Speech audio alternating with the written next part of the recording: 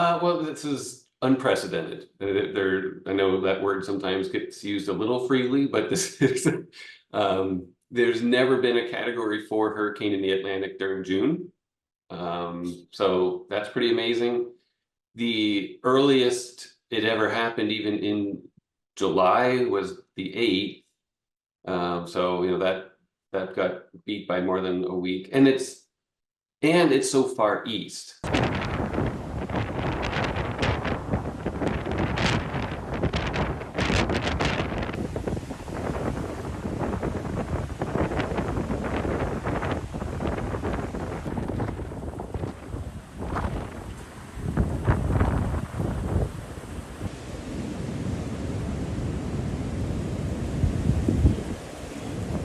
The water there is hotter than it would normally be at the peak of the season.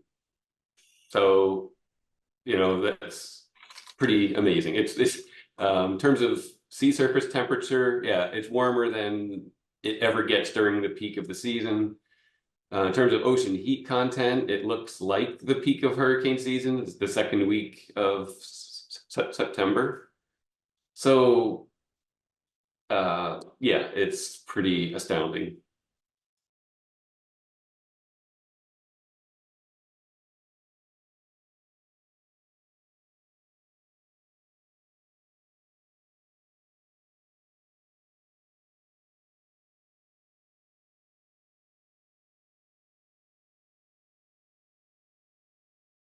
This is the type of storm that we expect this year, these outlier things that happen when and where they shouldn't. So not only for things to form and intensify and reach higher intensities, but increase the likelihood of rapid intensification. All of that is just coming together right now, and this won't be the last time.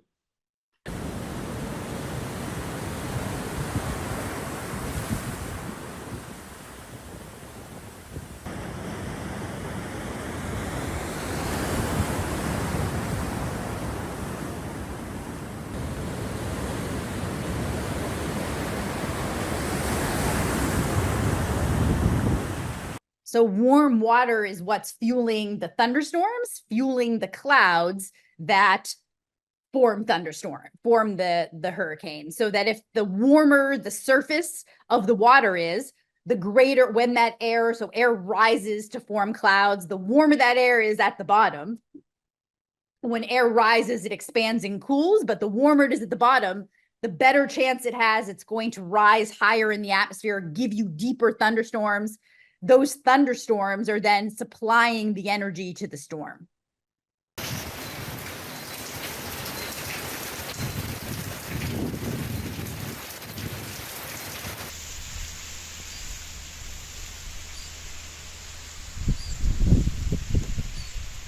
There's still a lot that we need to learn about how global warming impacts hurricanes, that some studies show that there'll be fewer storms, but more intense storms in the Atlantic. But some studies show that there will be more. But I think we've, as a community, kind of have a consensus now that we see that there's definitely more rapid intensification and more intense, higher end storms. More storms are making it to that major hurricane status, and most storms that get to major hurricane Category 3 and above go through a period of rapid intensification.